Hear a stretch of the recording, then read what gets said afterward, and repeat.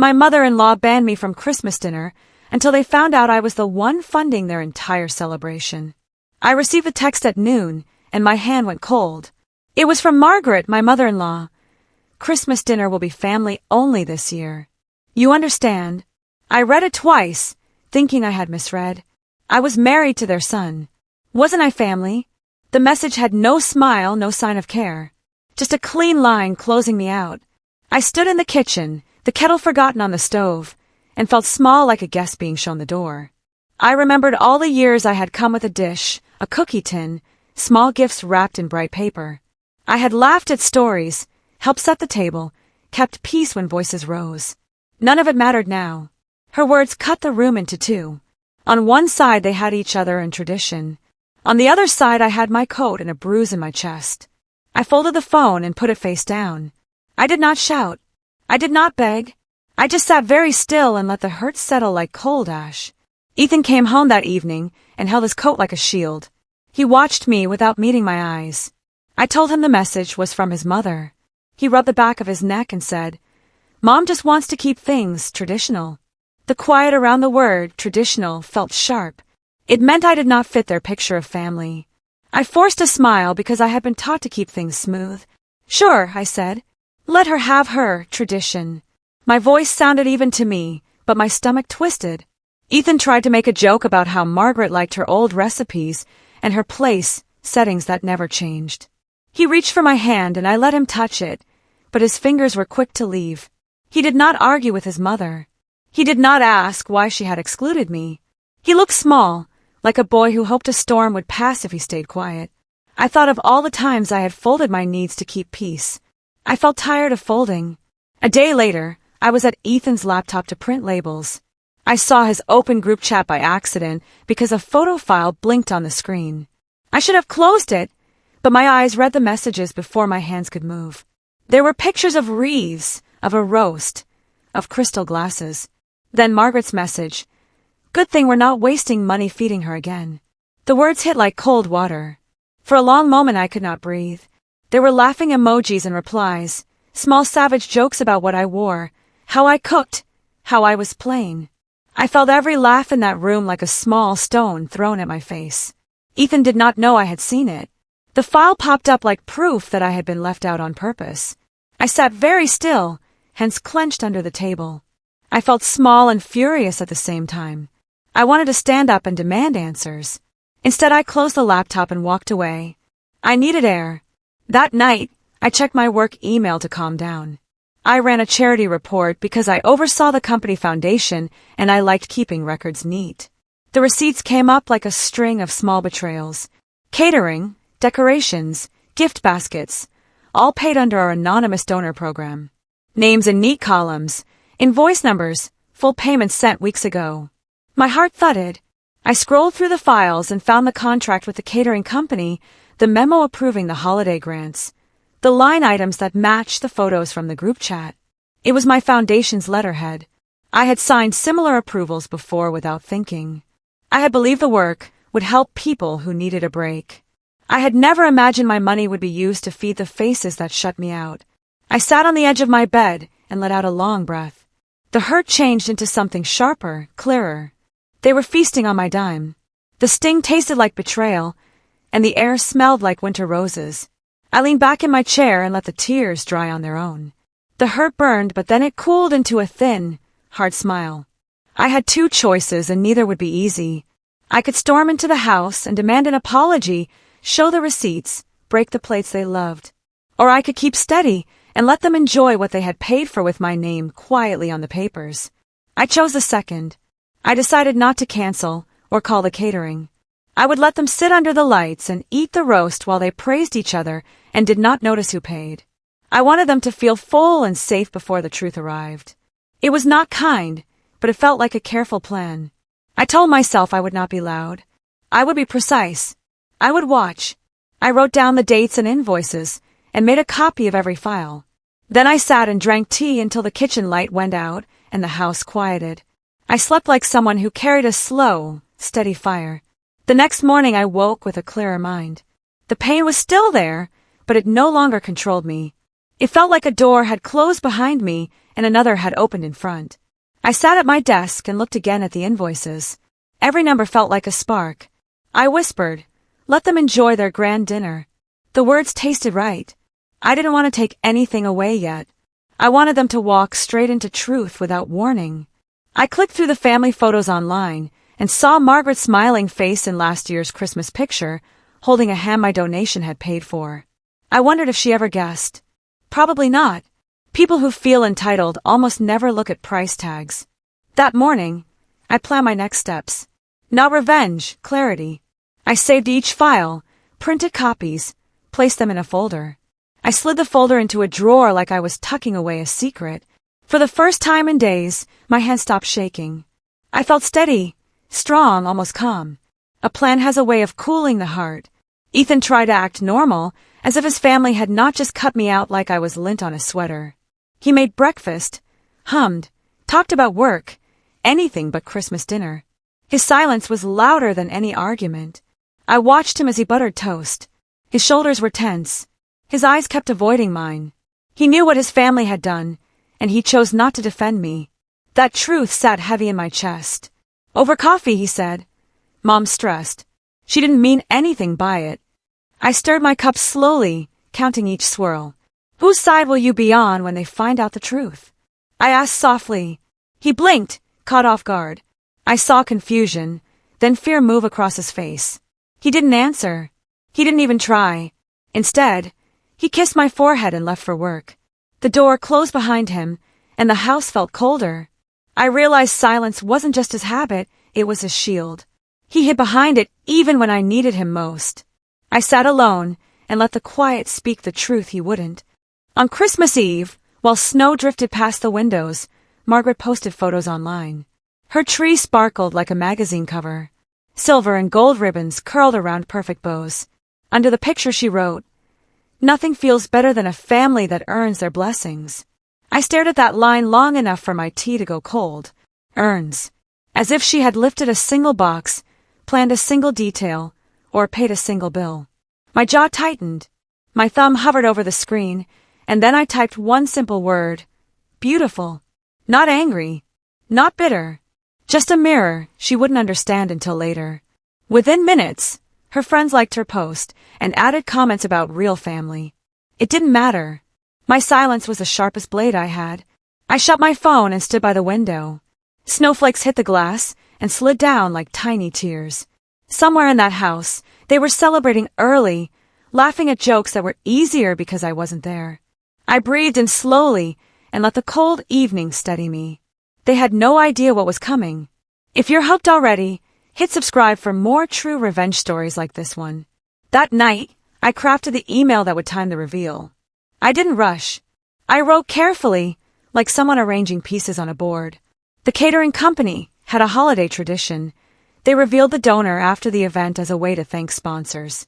I simply followed their rules. I sent an anonymous instruction to the manager. Deliver the donor record to the host at 8 p.m. during dessert. I pictured the exact moment, their plates full, their cheeks warm from wine, their pride thick in the air. Perfect timing. I read the email twice, then pressed send. The whoosh of it leaving my outbox felt like the start of something important. I sat back, thinking of Margaret's smug smile and Ethan's uneasy silence. They wanted a family-only dinner. Fine. They would get one, with truth served right alongside the pie. I closed my laptop and rested my hands on the warm case. The plan was set. All I had to do now was wait, quiet and patient, like a storm just off the shore.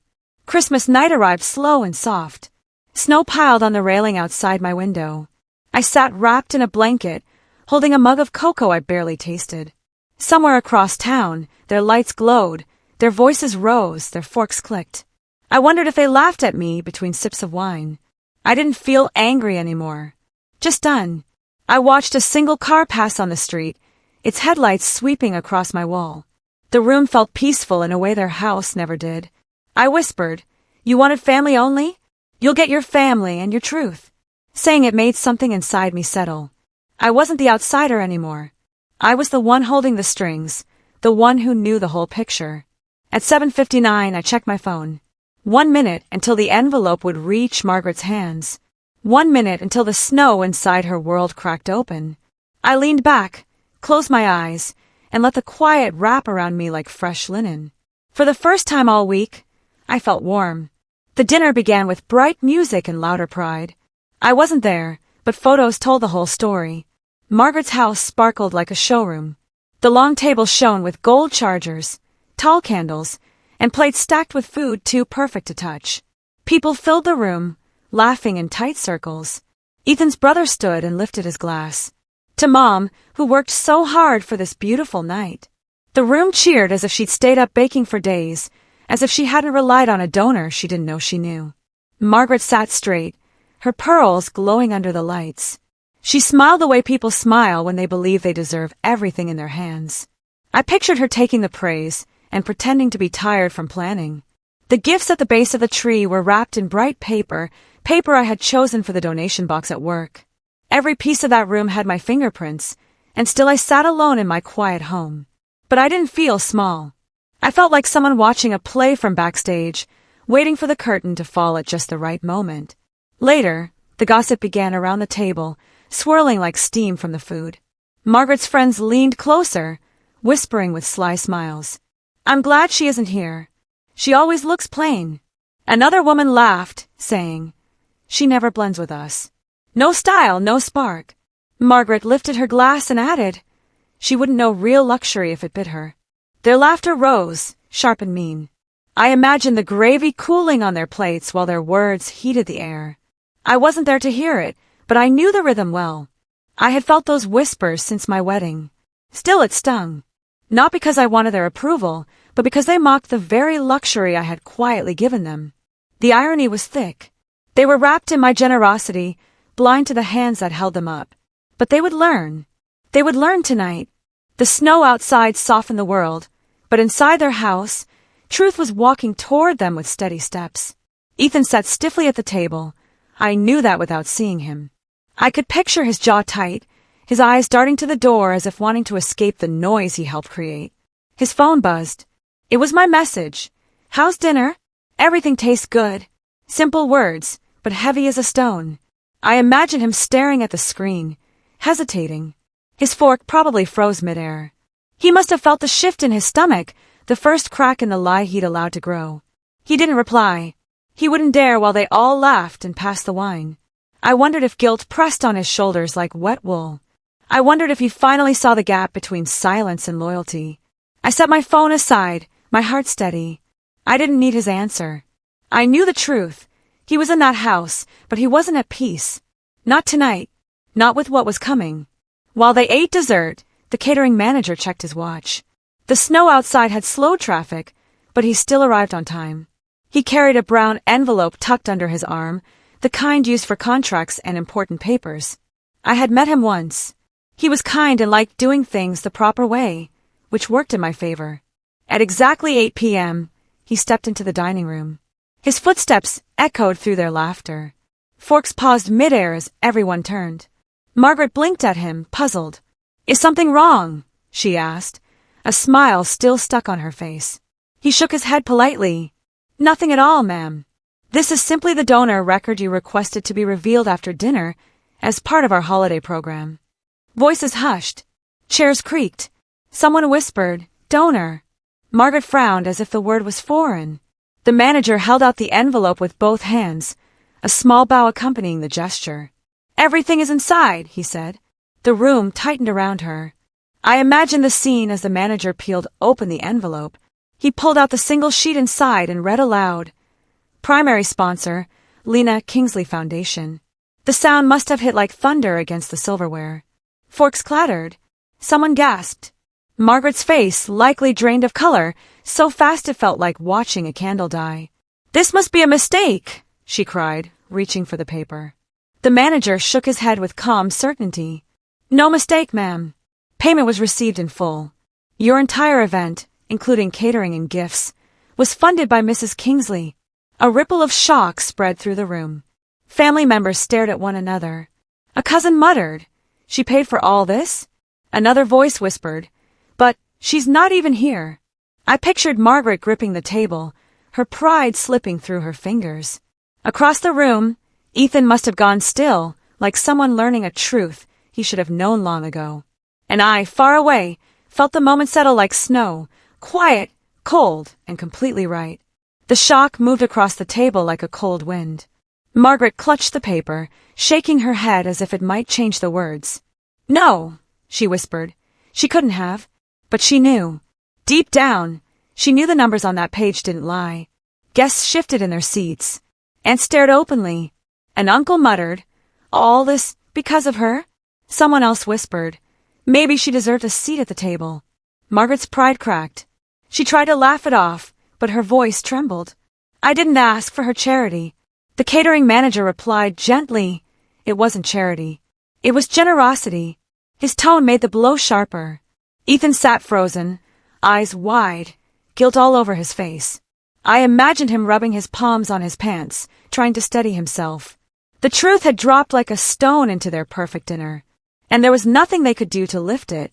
Not now. Not ever. Silence thickened the room.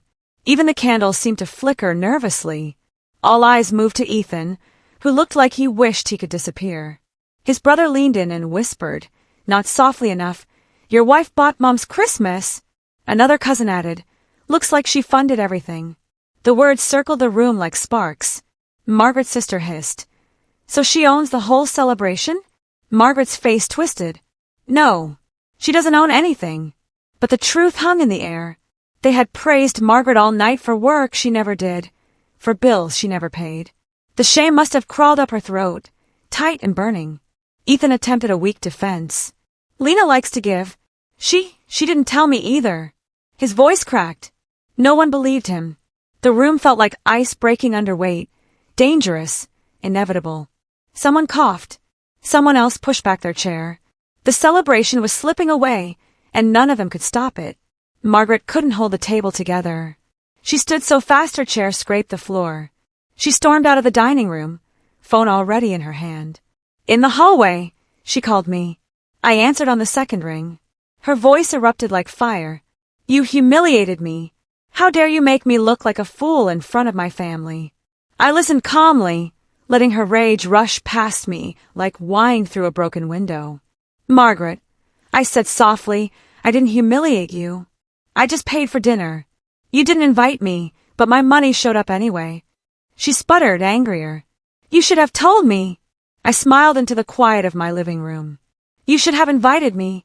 For a moment she had no words. Then she screamed, "You ruined everything." I ended the call before she could say more. Her fury couldn't touch me. Not tonight.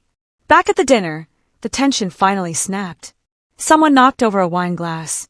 Red spilled across the white tablecloth like a wound. Guests began to stand, muttering excuses. Too much drama. Too much tension. Too much truth. Chairs scraped. Coats were grabbed. Margaret tried begging them to stay, but the room was already falling apart. People avoided her eyes. Ethan left quietly, slipping into his car while the cold followed him. He drove home in silence, gripping the wheel. He must have replayed every choice he made, every silence, every moment he let his mother speak for him. When he reached our house, he sat in the driveway for a long minute before coming in.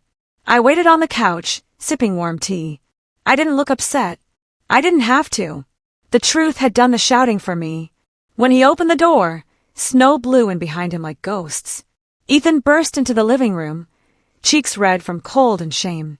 "You didn't have to do that," he said, dropping his keys with shaking hands. I set my mug down. "Do what?" I asked. "Tell the truth." He paced, running a hand through his hair. "You embarrassed my mother." I stared at him, amazed he couldn't see past her. "Your mother embarrassed herself when she uninvited me. When she let everyone mock me. When she used my money without knowing it." His jaw tightened. "You should have told me." I stood slowly, feeling strength rise in me. "You should have stood up for me." The room fell silent. Heavy. Real. He looked at me like he was seeing me clearly for the first time. But clarity came too late. I walked past him toward the hallway, leaving him with the truth he had run from all night. The next morning, the whole family summoned me to Margaret's living room. I walked in to find them sitting stiffly, as if waiting for a trial. Margaret didn't waste a second. "You made me a fool last night," she snapped. You should have handled this privately. I sat down slowly, folding my hands. You erased me privately. The truth came out publicly. Her jaw twitched. You were never meant to be part of our family dinner. I nodded. And yet, without me, there would have been no dinner. A murmur rippled across the room. Ethan sat beside his mother, eyes down, saying nothing. Again. You humiliated us, said her sister. I looked at each of them. No. You humiliated yourselves when you pretended I wasn't part of the family. You just didn't expect the bills to speak louder than your words. For a moment, no one said a thing. Then Margaret barked, You're dramatic, Lena. I smiled. No. I'm awake. I opened my laptop and set it on the coffee table. Their eyes followed the screen like it was a bomb. Every Christmas since I married Ethan, I said, clicking open the files. Your dinner, gifts, and charity drives were paid by my foundation. I showed them receipts, approvals, transfers, all neat, all undeniable. This isn't true, someone whispered. I clicked another document. The bakery fundraiser last year? Paid by me. The tree lighting you bragged about? Paid by me. The scholarship you claimed to sponsor? Paid by me. Margaret's mouth opened and closed like she was drowning. Why would you do this? I raised an eyebrow. Because I believe supporting family mattered. Ethan finally spoke, voice small. Lena, why didn't you tell me? I turned to him. Why didn't you see it yourself? Silence dropped again, thick and heavy. The truth sat between us, all like a mirror none of them wanted to look into. They had built their pride on my quiet giving. And now the quiet was over. Margaret's hands trembled as she pressed them to her knees. So you pitted us, she said, each word cracking. I shook my head. No. I supported my husband's family because I thought that was love. She swallowed hard. You made us look weak. I tilted my head. You were weak. I just didn't say it out loud until now. Her face reddened. Her sister hissed. You were never one of us. I leaned forward. And yet I was the one keeping all of you afloat. Their shock tasted sweet, but I kept my voice calm. I never expected thanks. But I did expect basic respect. I closed the laptop gently. Instead, you mocked me. You used me. And you banned me from the table while eating the food I paid for. Margaret's eyes filled with something sharp. Fear, maybe. What do you want from us? She whispered. I smiled softly. Nothing. I've already taken back the only thing that mattered, my power. Their faces fell. They didn't know it yet, but the real storm was just beginning. By the next morning, the story had leaked online. Someone from the dinner, a cousin, maybe, had posted the whole drama on social media. The headline spread fast. Influencer's Christmas exposed, daughter-in-law secretly funded everything. Margaret's followers turned on her within hours. Comments poured in. So you took credit for someone else's money? Why ban her if she paid for it? Hypocrisy at its finest. I read the threads without smiling, though inside I felt a spark of justice. The bakery she ran, her pride and joy, was tagged in every post. By noon, customers were canceling holiday orders. News outlets messaged me asking for statements. I said nothing. Silence was once again my blade. Margaret called Ethan sobbing, begging him to help fix her reputation. He looked at me helplessly. You can stop this, he said. I shook my head. I didn't start it. The truth did. And the truth had teeth. If the tension has you hooked, hit subscribe for more revenge stories, just like this one. 3 days later, Margaret's bakery looked emptier than a closed book. Sales dropped so low the staff called out early. I watched from my office as news reports replayed her fake charity boasts. She had always bragged that her bakery funded local toy drives, never once knowing I'd been the one quietly writing the checks. Now everyone knew. And that's when I made my move. I sent a formal offer from my foundation, a business grant to save the bakery, on one condition. My name would appear on every product tag, supported by the Lena Kingsley Foundation. It was branding, exposure, and poetic justice. When Margaret received the offer, she turned pale. Accepting it meant admitting publicly that she depended on me. Declining it meant losing her business. For the first time, she had no control. I finally began reclaiming everything they had taken from me. This was the start, the sweet, deliberate beginning of my revenge. Ethan made things worse without even trying. When Margaret cried online about being betrayed, he rushed to defend her with a long post. My mother has always cared for our family. Please be kind. He never mentioned me. Not once. His words turned into fuel. People dug into public records and found the charity filings that linked my foundation to the bakery events, the toy drives, the Christmas dinners. Screenshots spread faster than fire on dry leaves. Comments flipped instantly. Your wife funded everything. Why didn't you defend her? This looks like you used her too.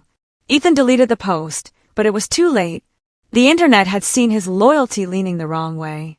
When he came home that night, he looked smaller, like a man walking out of a storm he caused alone.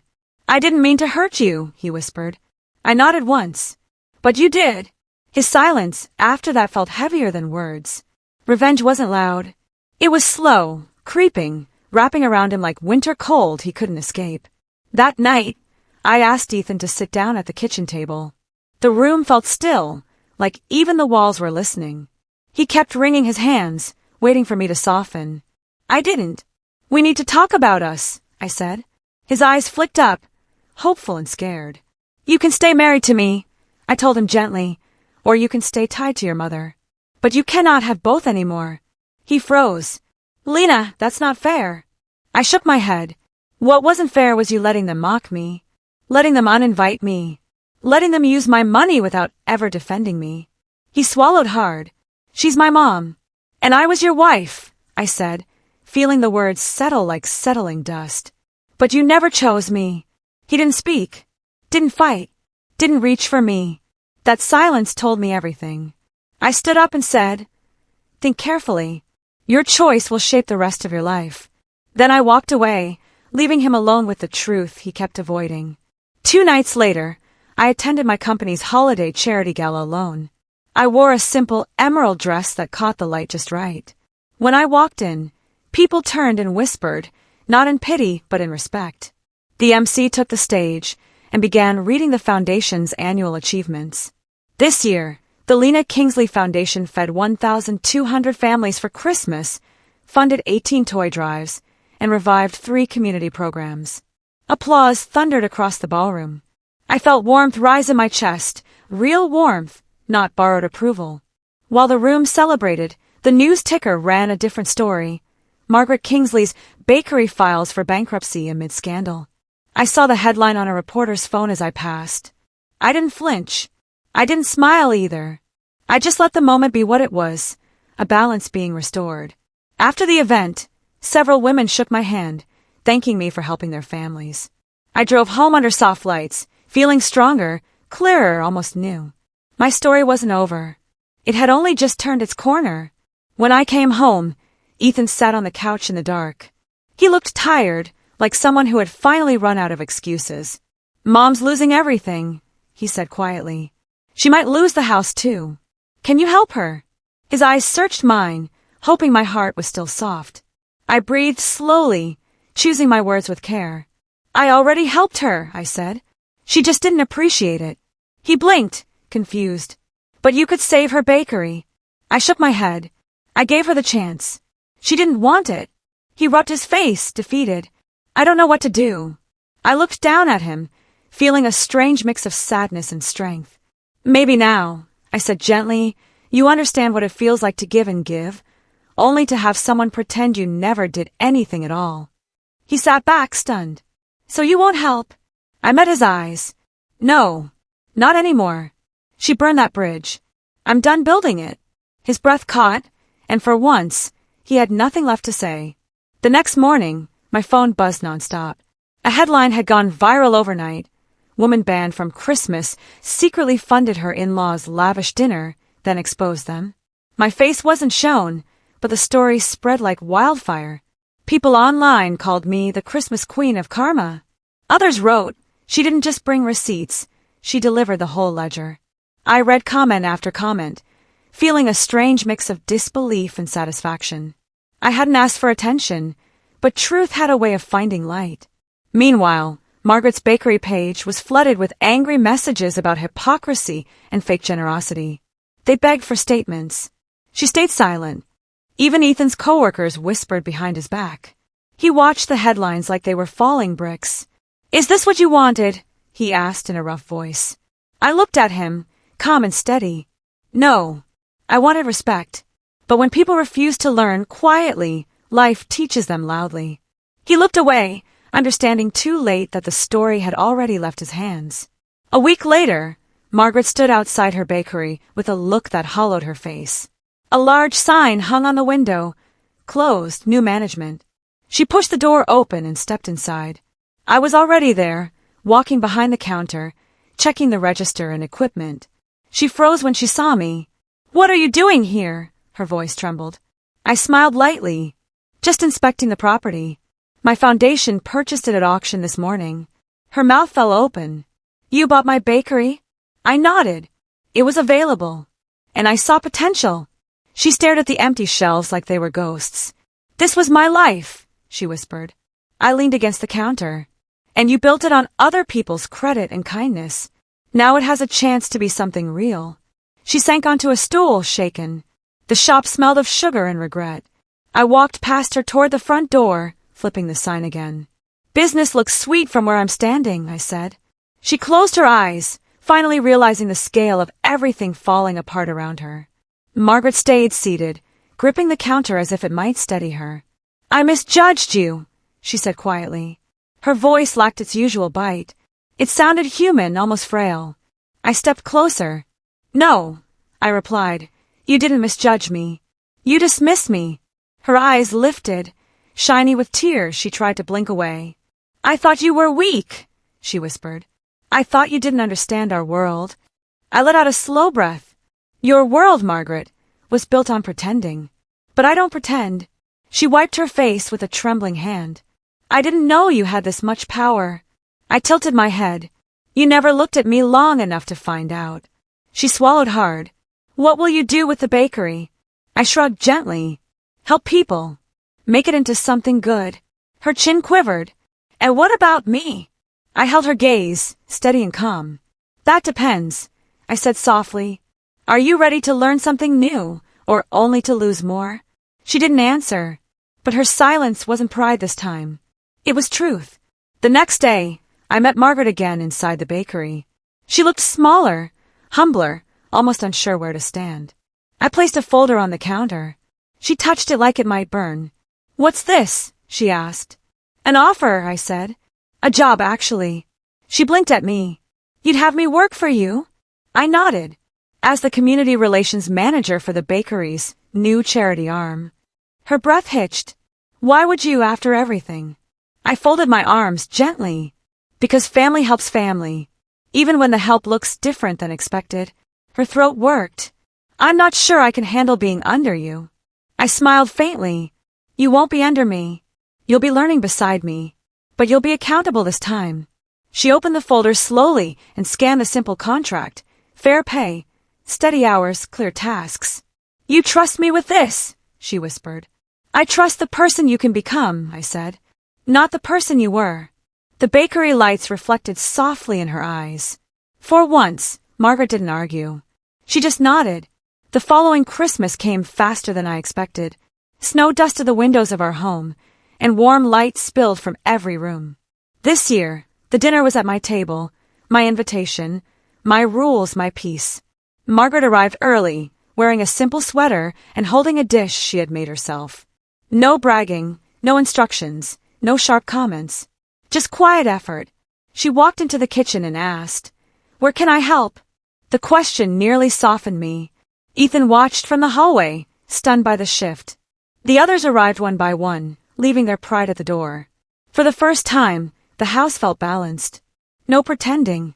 No cold shoulders. Just a new kind of family, smaller, quieter, but real. We set the table together. Margaret placed napkins carefully, smoothing each one.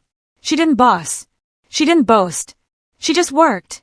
When she glanced at me, there was something new in her eyes, respect. Maybe even gratitude. And for the first time, I believed this night could have a different ending than the one before. When the table was set and everyone gathered, I stood with my glass lifted. The room hushed. Candlelight flickered across faces that once judged me, but now watched me with softer eyes. "Here's my toast," I said. to the people who taught me that kindness without boundaries becomes servitude, and to the strength we find when we finally draw the line. Some shifted uncomfortably. Others nodded. Margaret stared at her hands, taking in every word. Ethan looked at me with awe, maybe even regret for how long it took him to see me. I wasn't cruel. I wasn't bitter. I was honest, maybe for the first time in years. The clinking of glasses echoed through the room. The dinner felt different, not because of the food, but because the truth sat with us, finally invited. The weight that once lived in my chest felt lighter. I had reclaimed my place, not because they welcomed me, but because I stopped asking for permission. In the weeks after Christmas, something inside me grew clearer. I had spent years giving quietly, hoping kindness alone would build a bridge. Now I understood kindness needed shape, rules, and boundaries. So I launched something new, the Kindred Hearts Foundation. It was a program for women ignored, dismissed, or mistreated by their in-laws. We offered grants, legal help, and small business support. When I spoke at the opening event, I saw faces light with hope. Women whispered, "Someone finally understands." Margaret attended too, standing in the back with her hands folded. She listened as I shared my story, not the names, not the drama, just the lesson. You are not less because others refuse to see your worth. When the room clapped, I felt something warm settle in me. This wasn't revenge. It was rebuilding. My past pain had become someone else's starting point. After the event, Margaret approached me quietly. "Your mother would be proud," she said. For the first time, I believe she meant it. A month later, the mayor invited me to a small ceremony downtown. I thought it was for the foundation's work, but when I stepped on stage, he surprised me with a medal. "For restoring dignity through grace and truth," he said as he pinned it to my blazer. Cameras flashed. People applauded. I felt my breath catch. After the ceremony, Margaret stood off to the side, wiping her eyes. She didn't try to claim credit, didn't try to speak over me, didn't try to impress anyone. She just watched with a soft, honest pride I had never seen from her before. Some reporters asked questions about the Christmas scandal, but I stayed composed. "The past taught me important lessons," I said, "and now I'm working to help others stand strong too." The crowd clapped. As I stepped down, Margaret reached out and squeezed my hand. No words, just a gesture that said everything she didn't yet know how to voice. Healing wasn't sudden, but it was real. Later that month, Ethan asked to join me for an interview supporting the foundation. We sat side by side, bright studio lights warming our faces. When the host asked him what he had learned this year, he looked straight into the camera. "My wife showed me what real family means," he said. "She showed me strength I didn't appreciate and kindness I took for granted." His voice cracked. For a moment, he looked like the man I hoped he could be. I nodded, but I didn't rush to comfort him. Growth belongs to the person doing it. When the interview ended, Ethan turned to me. "Thank you for giving me a chance to do better." I studied his face. This wasn't a weak apology or a quick excuse. It was steady, humble, earned. "Keep choosing better," I told him softly. "Not just for me, for yourself." He nodded, and for the first time, I felt hope for us. Not the old hope, but a wiser one. On Christmas morning, exactly 1 year after the dinner that had changed everything, I placed a small envelope on the table. It was addressed to Margaret in simple handwriting. She opened it with careful fingers, expecting maybe a card. Instead, she pulled out a document, the deed to the bakery, restored to her name debt-free. Her breath hitched, so loud the whole room turned to look. "Lena," she whispered, eyes filling instantly. I don't understand." I smiled gently. "You've worked hard this year. You changed. You learned. And now the bakery should be yours again, with a fresh start." She covered her mouth with shaking hands. Tears slipped down her cheeks. "Why would you give this back to me?" I stepped closer. "Because forgiveness isn't weakness, and growth deserves reward." She pulled me into a tight, shaking hug. It was the first time she had ever held me like family. Ethan watched, eyes glossy, grateful in a way words couldn't cover. That evening, while lights twinkled across the living room and soft music played, I stood by the window looking out at the quiet street. Snow fell in soft flakes, gentle and glowing. My voice settled into a calm reflection. almost like a whisper meant for myself and anyone listening beyond the moment. They uninvited me from the table, but I was the one who set the feast. And in the end, they finally learned who truly kept the lights on at Christmas. Behind me, laughter floated from the dining room, warm, real earned. Margaret was helping slice dessert. Ethan was setting plates. The family that once pushed me out now gathered safely under my roof, not because they needed me, but because they had finally learned to value me. I turned from the window, letting the quiet pride settle in my chest. Justice wasn't loud. Revenge wasn't cruel. It was this being whole, being seen, being in control of my own story. And for the first time, Christmas felt exactly right. Thank you for watching. Please subscribe for more.